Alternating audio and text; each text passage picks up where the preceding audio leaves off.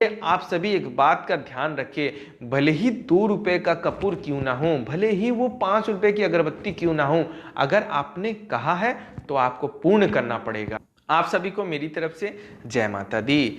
छठ मैया में जो भी महिलाएं, चाहे जो भी पुरुष, जो भी मन्नत छठ मैया से मांगते हैं, अगर वो पूर्ण हो जाता है तो आप भी बदले में जो भी वचन छठ मैया से किए होंगे उसका पालन आपको अवश्य करना है। यानी आप सबने जो छठ मैया से वचन दिए होंगे, जो भी चीजें, विषय वस्तु इत्यादि चढ़ाने के हेतु, चाहे पहनाने के हेतु, आप उसका पालन आप अवश्य करिएगा। ऐसा ना हो कि आप जो है मनौती पूरे हो जाने के बाद दिन पर दिन टालना शुरू कर दीजिएगा। कारणवश अगर आपके पास धन ना हो, समय का अभाव हो, आप बिजी हो, चाहे आप आश्वस्त हो, तब तो चल सकता है। लेकिन आप सब कुछ जानते हुए अगर आप दिन को बढ़ाते जा रही हैं या जा रहे हैं तो आप ये गलती बिल्कुल ना करें। देवी देवता जो है क्षण मात्र में प्रसन्न हो जाते हैं और देवी देवता जो है क्षण मात्र में रुष्ट हो जाते हैं। तो उनकी कोप का शिकार, यानी उनकी जो है भयंकर क्रोध का आप शिकार ना हो जाए, इसी के लिए आप सावधान हो जाइए। केवल छठ मैया ही नहीं, संसार के जो भी देवी देवता से आप जो भी मुराद, जो भी मन्नत, जो भी इच्छा आप वर मांगते हैं, उसके बाद बदले में आपके मन से जो भाव उत्पन्न होती है कि मैया मैं नारियल चढ़ाऊंगी, ठीक है, चाहे मैं खप्पर चढ़ाऊंगी, चाहे मैं चुंडी चढ़ाऊंगी, चाहे कोई कहता है कि मैं बलि चढ़ाऊंगा, चाहे बलि चढ़ाऊंगी, तो उसका पालन आपको अवश्य करना है। ऐसा ना हो कि आप केवल मन्नत पूरी हो जाने के लिए कई चीज का वचन आप दे दें कि माता और प्रभु मैं आप सबको ये चीजें अर्पित करूंगा या करूंगी, और बाद में आप उसके लिए सक्षम ही ना हो, चाहे आप उसे भूल जाएं। ऐसी गलती आप ना करें, ठीक है। देवी देवताओं को सब याद रहता है। मनुष्य तो अपना स्वार्थ पूरा हो जाने के बाद चीजों को भूल जाते हैं, लेकिन देवी देवता अपने छोटे से छोटे भक्त और बड़े से बड़े साधक की हर बात को याद रखते हैं और उनके साथ साथ चलते हैं। तो इसी के लिए आपकी मन्नत पूरी हो जाने के बाद बदले में आपने जो भी बोला होगा छठ मैया, चाहे कोई भी देवी देवताओं को कि मैया मैं कपूर जलाऊंगी, चाहे नारियल चुन्नी या विषय वस्तु जो भी आप चढ़ाएंगे, तो उसका पालन आपको अवश्य करना है, वो भी बिना देरी किए हुए। अगर आपको धन से संबंधित समस्या है तब तो आप इंतजार करिए कि आपका आय का स्रोत बढ़े, आपके पास धन हो, तब आप पूर्ति करें। लेकिन आपके पास सब चीज मौजूद होने के बाद आप जानबूझ के गलती कर रही हैं या कर रहे हैं, तो देवी देवताओं के कोप यानी उनके क्रोध को आप नहीं जानते हैं। क्षणिक मात्र में देवी देवता प्रसन्न हो जाते हैं और क्षणिक मात्र में देवी देवता रुष्ट हो जाते हैं।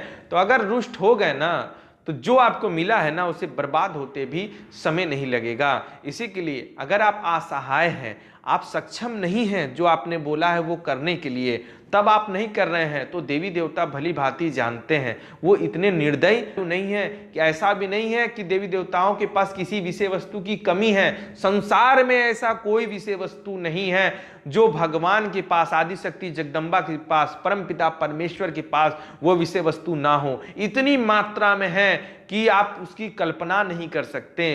इसी के लिए आप सभी एक बात का ध्यान रखें, भले ही 2 रुपए का कपूर क्यों ना हो, भले ही वो 5 रुपए की अगरबत्ती क्यों ना हो, अगर आपने कहा है तो आपको पूर्ण करना पड़ेगा। इस बात का विशेष ध्यान रखिए।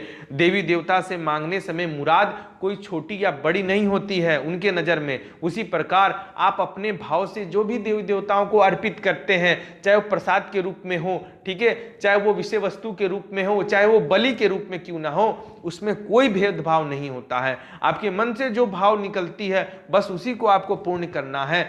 लेकिन किसी की देखा देखी आपको वचन नहीं देना चाहिए भगवान को कि मैं बलि चढ़ाऊंगी, चाहे मैं भंडारा कराऊंगी। अगर आप सक्षम ना हो तो अपनी मन मर्जी से आप माता या देवी देवता को वचन ना दें कि पूर्ण होने के बाद मैं ऐसी करूंगी, चाहे मैं ऐसा करूंगा। इस बात का विशेष ध्यान रखिएगा। आप जब मंदिर जाते हैं, जब 3-3 किलोमीटर की लाइन लगती है, सही से भगवान के दर्शन भी नहीं होते हैं, तो आप सभी नाराज होकर चले जाते हैं कि हे भगवान, मैं तो इतनी दूर से आपसे अपनी इच्छा मांगने आया था, अपना वर मांगने आया था, अपनी मन्नत मांगने आया था, लेकिन आपसे तो सही से दर्शन भी नहीं हुए, तो मेरा आना तो विफल हो गया, निष्फल हो गया। इस भाव से आप घर लौट जाते हैं। लेकिन आपको ये नहीं मालूम, जिस दिन जिस समय आपने ये ठान लिया था कि जिस देवी देवता के मंदिर चाहे धाम जाना है, आपके मन में उठ रहे सवाल और आपकी मन्नत का पूरा बायोडाटा, पूरा लिस्ट भगवान के पास पहले ही पहुंच जाता है। ऐसा नहीं है कि आप जाकर वहां कहेंगे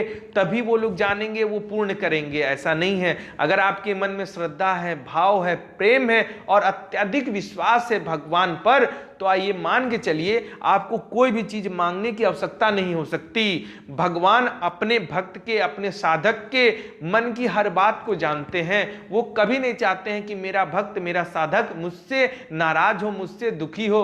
वो अपनी शक्ति से आपकी हर वो चीज को पूरी करने की कोशिश कर सकते हैं जो उनसे संभव होता है, लेकिन बदले में आपके मन में भी उनके प्रति भाव होनी चाहिए। और जो भी भाव आपके अंतर मन से निकलती है कि माता मेरा ये वर यानी मेरी ये मन्नत पूरी हो जाने के बाद मैं आपको ये चीजें अर्पित करूंगा या करूंगी, तो इस चीज को आप बिल्कुल ना भूलें। समय से पहले आप इस चीज को अवश्य कर दे। धन की समस्या हो तो बात दूसरी है, लेकिन अज्ञानवश और जानबूझकर ये गलती ना करें, नहीं तो भगवान जो है दोबारा आपको ऐसा मौका नहीं देंगे। अगर मेरे द्वारा दी गई जानकारी आप सभी को पसंद आई हो तो चैनल को सब्सक्राइब जरूर करिएगा।